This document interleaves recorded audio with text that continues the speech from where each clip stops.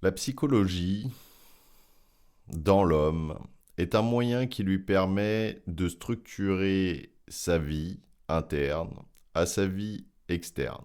C'est-à-dire que c'est un moyen qui lui permet de se stabiliser dans une certaine réalité qui, à un moment donné, lui convient et qui, à un autre moment donné, ne lui convient plus. C'est-à-dire que la psychologie, c'est le début de la naissance de l'homme dans les plans de l'invisible. C'est-à-dire que l'homme sans psychologie serait totalement psychique. Et la domination du psychisme n'étant pas contrable par l'homme, l'homme bénéficie donc d'une psychologie afin de réduire l'influence d'une énergie qu'il ne pourrait supporter, qu'il ne pourrait contrôler, qu'il ne pourrait ou il ne pourrait pas être maître du flux ou des fluctuations de l'énergie psychique. L'homme est pour le moment trop petit ou trop inconscient de sa réalité ultime et ce fait nécessite que l'homme suive un apprentissage grandissant, c'est-à-dire un apprentissage qui lui permette de se sortir progressivement des limites de sa psychologie, des limites de sa matérialité, des limites de sa vision, des limites de toutes les limites, c'est-à-dire des limites de sa vision, des limites de son être-té, qui pour le moment ne peut pas percevoir le réel. La réalité de l'homme étant au-delà de son simple appareil matériel, la réalité ultime de l'homme étant au-delà de sa pensée, la réalité de l'homme étant au-delà de son énergie, la réalité de l'homme étant au-delà de la vibration, la réalité de l'homme étant complètement immatérielle, l'homme étant matériel ne peut pas prendre part à sa volonté, à son intelligence et à sa réalité s'il n'est pas capable déjà dans un premier temps de se dépasser de certaines limites, de certains conditionnements. Donc l'homme, à travers sa vie, à travers la vie, à travers les événements, à travers tout ce qui vient à lui, tout ce qui vient face à lui, doit en devenir intelligent, c'est-à-dire ne plus souffrir à aucun moment. Ceci est difficilement cernable dans la subtilité, car l'homme vit la vie d'une manière mensongère, c'est-à-dire d'une manière qu'il interprète d'une mauvaise façon. Et le souci n'est pas que l'homme interprète la vie d'une mauvaise façon. Ce qui est nuisible pour l'homme, c'est que l'homme, interprétant dans un sens ou un autre la vie, n'arrive pas, même avec ses interprétations, à se sortir de son malheur, à se sortir de sa souffrance, à se sortir d'un abus ou d'un autre. Et l'homme, un jour, devra devenir intelligent de n'importe quelle condition qui vient à lui. L'homme ne peut pas tout saisir en un clic pour le moment.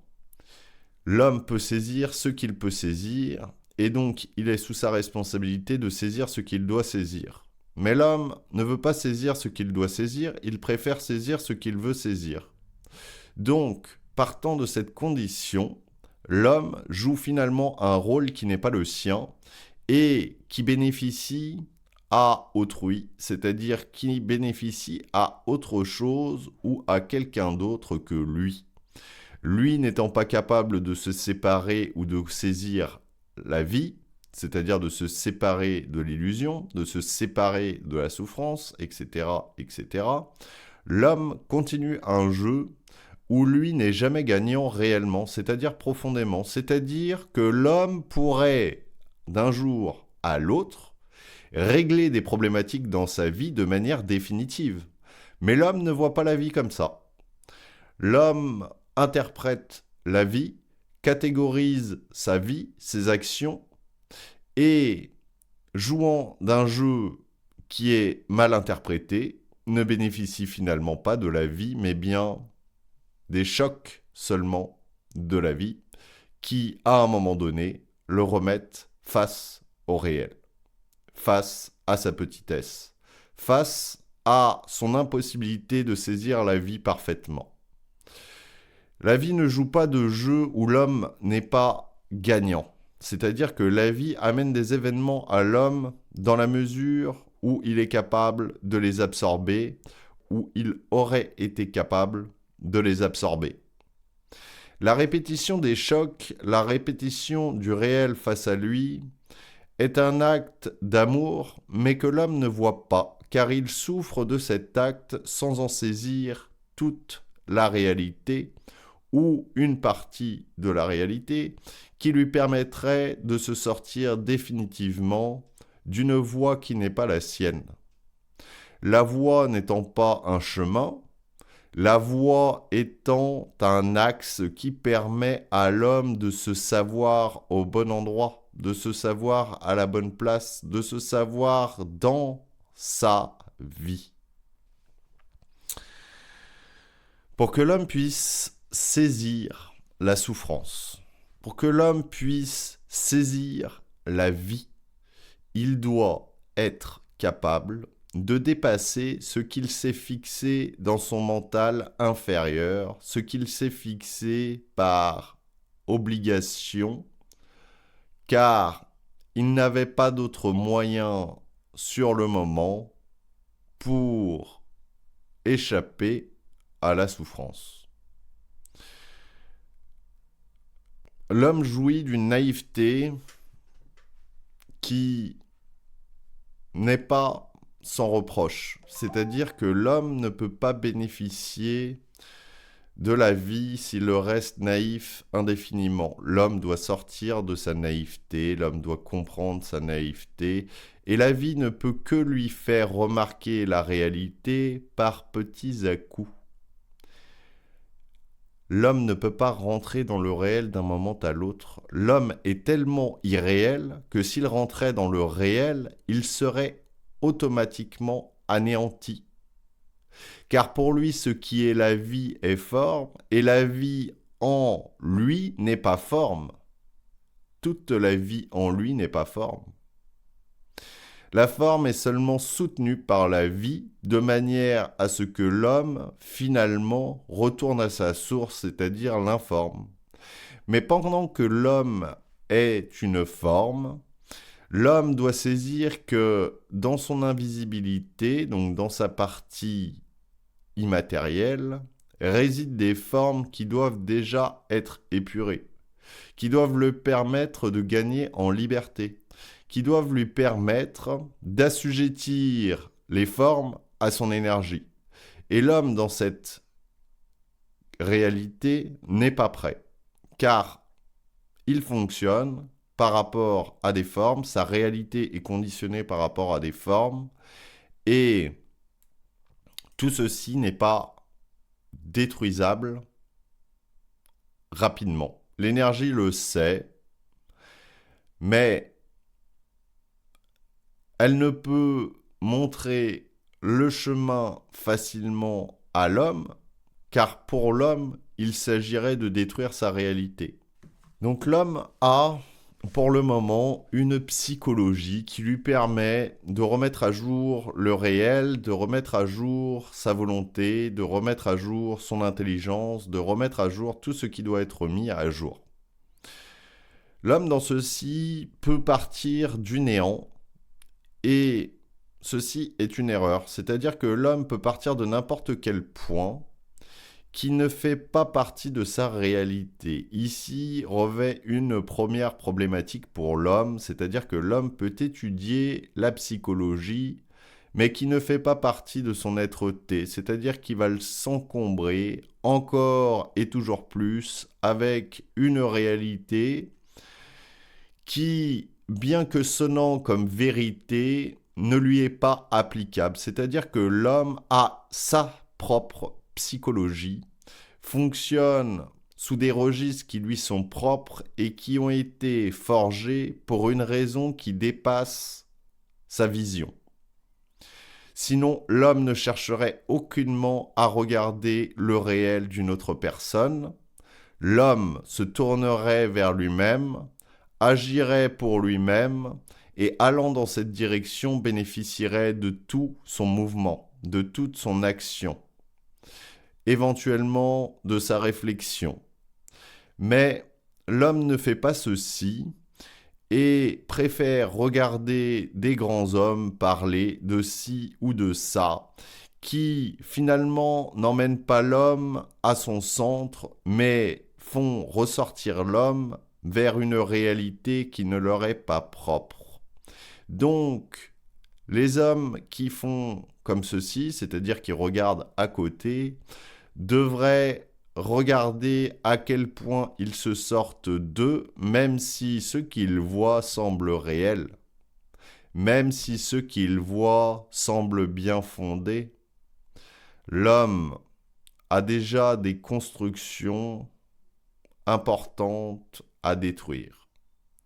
L'homme a des constructions à refaire. L'homme a tout un tas de formes à détruire, à reconstruire, à rebâtir, à réajuster, à tester.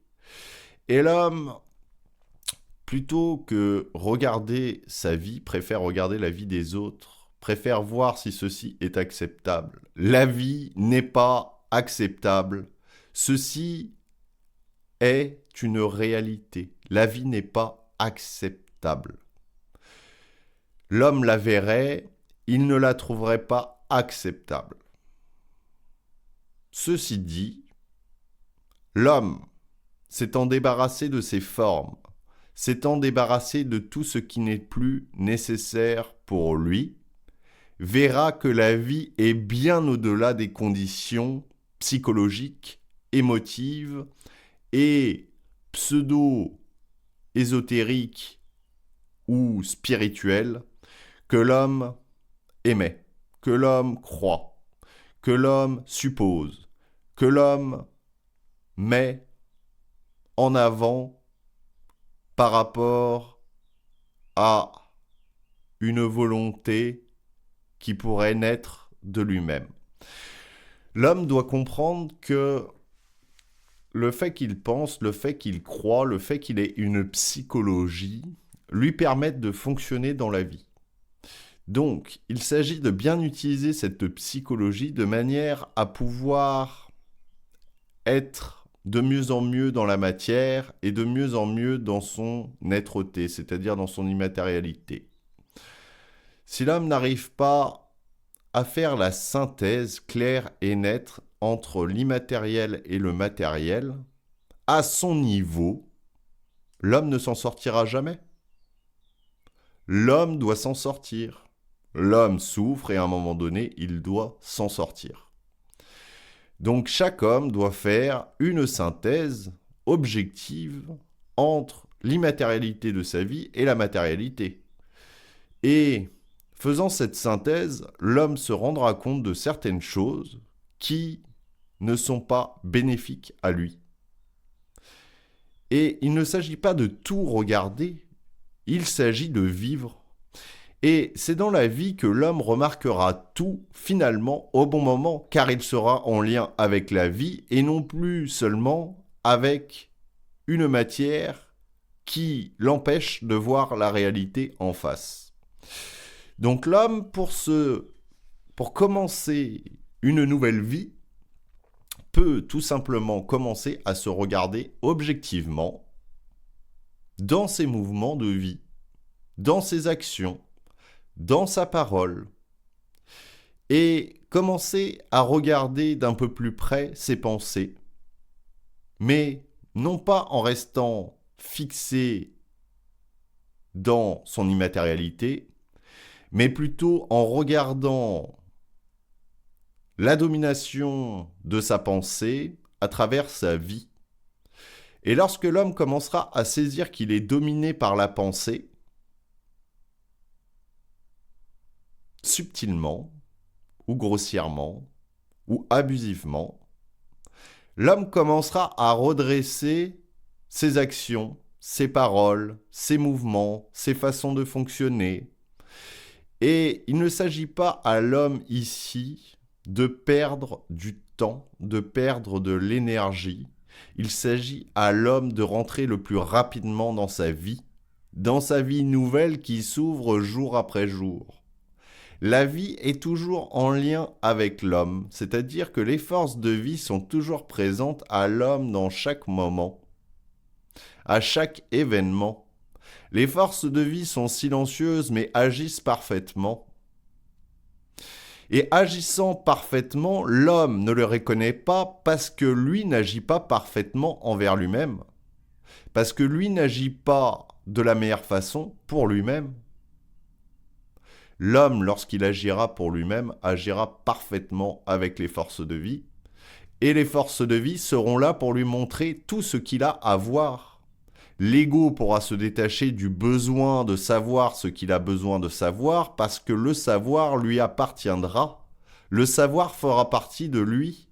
Ce qu'il a besoin de savoir sera prioritaire car ceci sera en face de lui. L'homme ne cherchera plus à savoir ce qu'il n'a pas besoin de savoir, vu que l'homme aura tout le savoir nécessaire à sa vie. Mais tout le savoir nécessaire à sa vie n'est pas ce que l'homme pense, ce n'est pas ce que l'homme croit, ce n'est pas ce que l'homme veut, ce n'est pas ce que l'homme peut, c'est ce que l'homme doit. L'homme, pour se diriger dans la bonne direction, doit faire ce qu'il doit. Ce qu'il doit est en face de lui. Ce qu'il doit est en face de lui. Et lorsque l'homme s'approchera réellement de ce qu'il doit, il pourra commencer à percevoir ou à atteindre un nouveau niveau de pouvoir, un nouvel état de pouvoir, qui coïncidera non plus avec son vouloir ancien, mais qu'avec un vouloir, un pouvoir et un devoir nouveau. Et ceci se recyclera, et ainsi de suite, et ainsi de suite. Et l'homme apprendra toujours plus, et apprenant toujours plus, un jour il passera au savoir, et quand il sera fin de l'histoire. L'homme devra vivre avec ce savoir, l'homme devra fonctionner avec ce savoir, mais quand il sera dans ce savoir, il sera très loin de sa personnalité ancienne. Il sera par contre très proche de sa personne réelle, c'est-à-dire son esprit, les forces de vie, la vie en lui, la vie à l'extérieur de lui. Tout ceci ne sera plus qu'un, mais un qui parfera l'autre. L'extériorité parfera son mouvement, l'intériorité parfera son action, et de ces deux liaisons naîtra un homme nouveau, recyclé en permanence.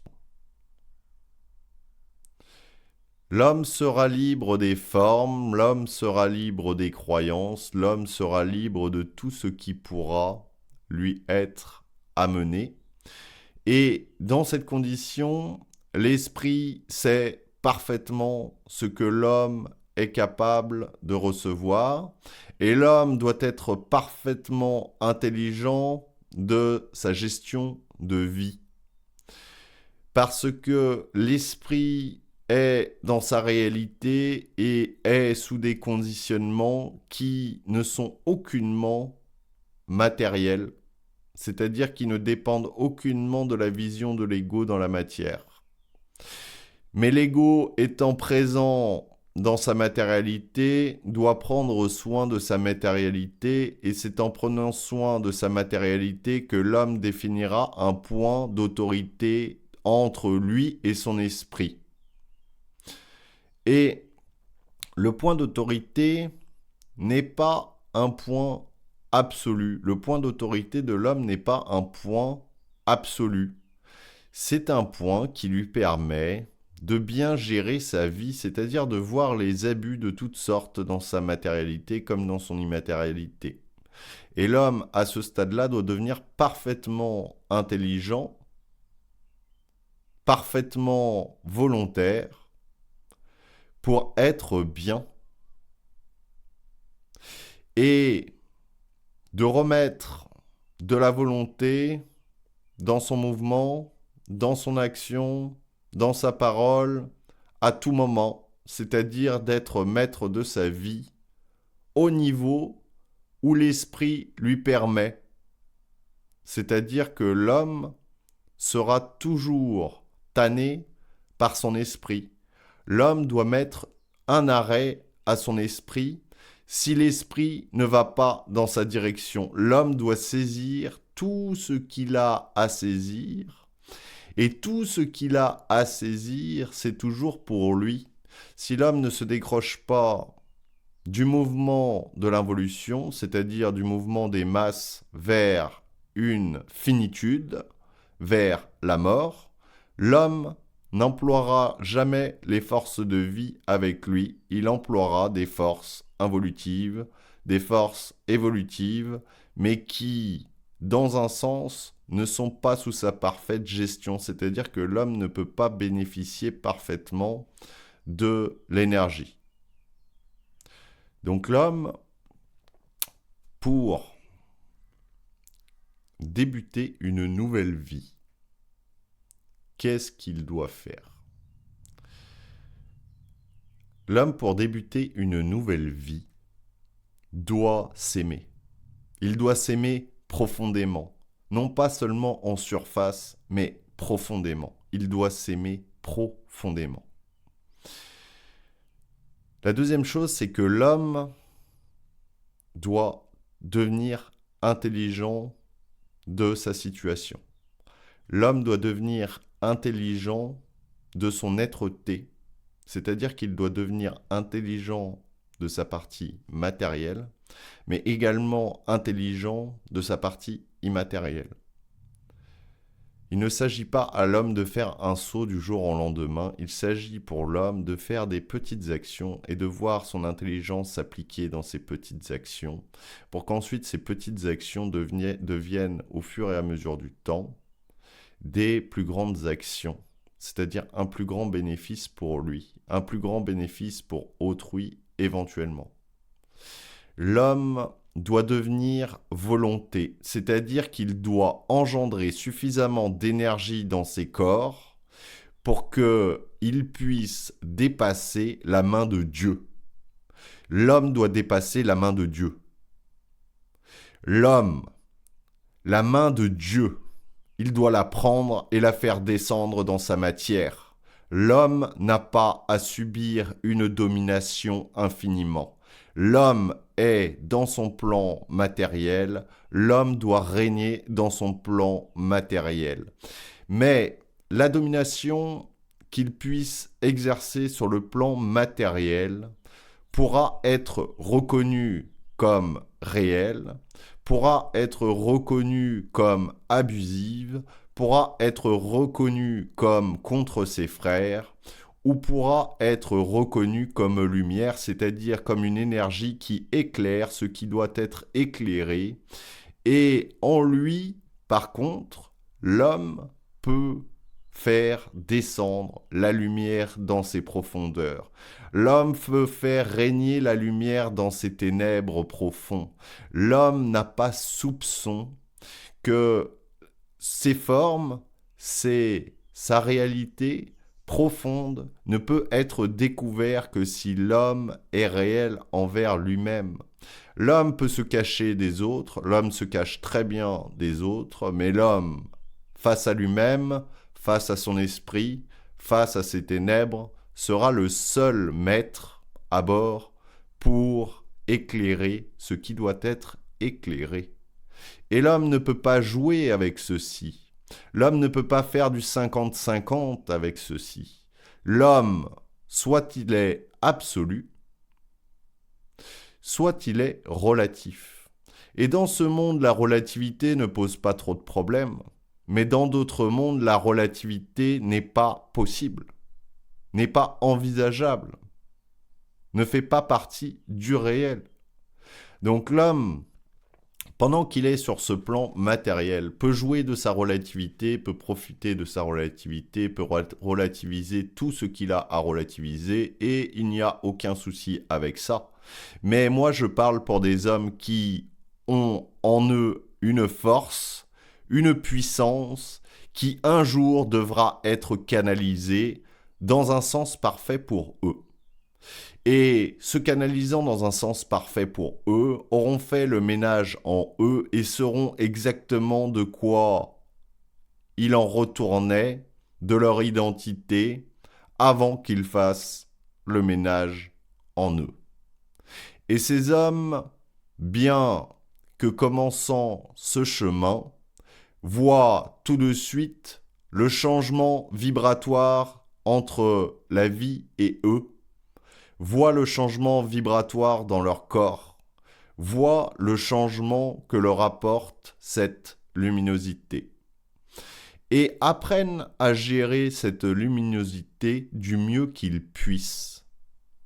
Car ils voient très bien que le moindre mouvement lumineux peut détruire grandement, peut faire beaucoup de mal. Et il s'agira à ces hommes de s'évertuer à aller vers la perfection de leur mouvement plutôt que la perfection de la volonté de leur ego. Ceci leur sera beaucoup plus profitable, ainsi qu'aux frères qui n'ont encore pas Dieu pour voir. L'homme sans yeux réel doit faire avec ses yeux physiques. L'homme qui n'a pas d'œil pour voir doit faire avec ce qu'il a, ce qu'il est. Il n'est pas imparfait, il est parfait maintenant qu'il est.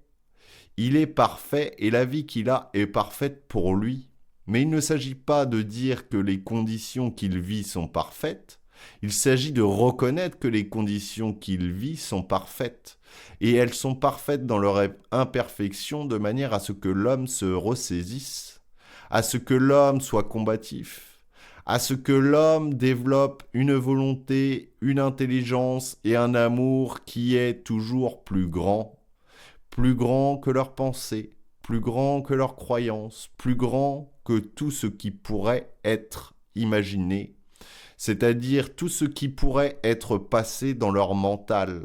L'homme doit reconstruire son mental, il reconstruira son mental, mais non plus à partir de la connaissance, non plus à partir du savoir, mais bien à partir d'une énergie qui, naissant sur le plan matériel, ne s'arrêtera plus à aucun niveau, si ce n'est de ses frères.